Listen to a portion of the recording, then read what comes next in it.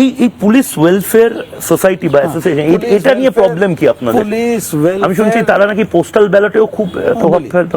West Bengal police welfare organisation, এটা কি একটা মানে প্রাইভেট বডি না গভর্নমেন্ট বডি? গভর্নমেন্ট বডি, মানে গভর্নমেন্ট বডি না, পুলিশের অঙ্গ। একজন ডিসি পদমর্যাদার লোক অফিসার এটা হেড করে, তার কাজ হচ্ছে কি বলে দিই। আমাদের রাজ্যে পুলিশের দুর্ভাগ্য, ওরা নিজের ভোট নিজে দিতে পারে না, ওদের ভোট লুট হয়।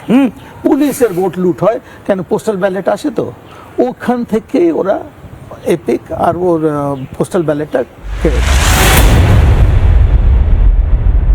নিজের ভোট বাঁচাতে পারে না, আপনার আর আমার কি ভোট বাঁচাবে?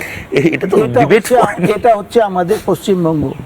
আমি শুনেছি এই ওয়েলফেয়ার অর্গানাইজেশনের কাছে এদের অ্যাসেট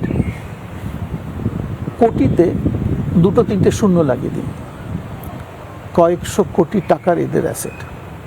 এরা টাকা তোলাবাজি করে, এরা রেকর্ড করে, সাহসটা দেখুন, ভিডিও রেকর্ড করে বলছে আমাদের কর্তব্য মমতা ব্যানার্জিকে জেতাতে হবে।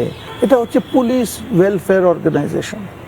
আচ্ছা, আর এই যে বললাম না একজন ডিসি, সে তো মাও বলেছিলেন বলে অভিযোগ করেছিলেন আপনারা, মমতা বন্দ্যোপাধ্যায়কে মা বলেছিলেন। বলেছি না, ঠিক। আপনি একজন স্টেটের অফিসার, আপনি ওনাকে মা শ্রদ্ধা করতেই পারেন, কোনো প্রবলেম নেই। কিন্তু আপনি ওই চেয়ারে বসে একজন মুখ্যমন্ত্রীকে নিজে মা পরিচয় দেওয়া, এটা আমাদের সিস্টেমে মানায় না। আর এই যে অফিসারের কথা বলছি, ইনি তো উঠেছেন সাব ইন্সপেক্টর থেকে, এখন ডিসি, সব কিছু তো ইনি।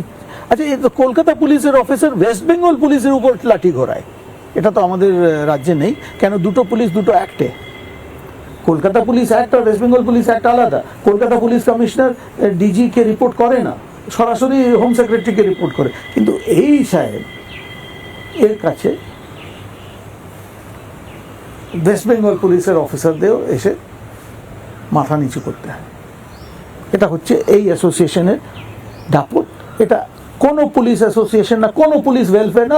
পুলিশকে তো লুট করে, ওয়েলফেয়ার কোথায়? এবারের ভোটে কি আপনারা চাইছেন এদেরকে বাদ রেখে কাজ করানো? আমরা একেবারে চিঠি যেটা দিয়েছি, ফুল বেঞ্চে চিঠিটা, যে আমাদের ডেপুটেশন পয়েন্টে পরিষ্কার ভাষায় লেখা আছে, এটা সব এদের অফিস বন্ধ করুন, সিল করুন আর এদের ভাঙান।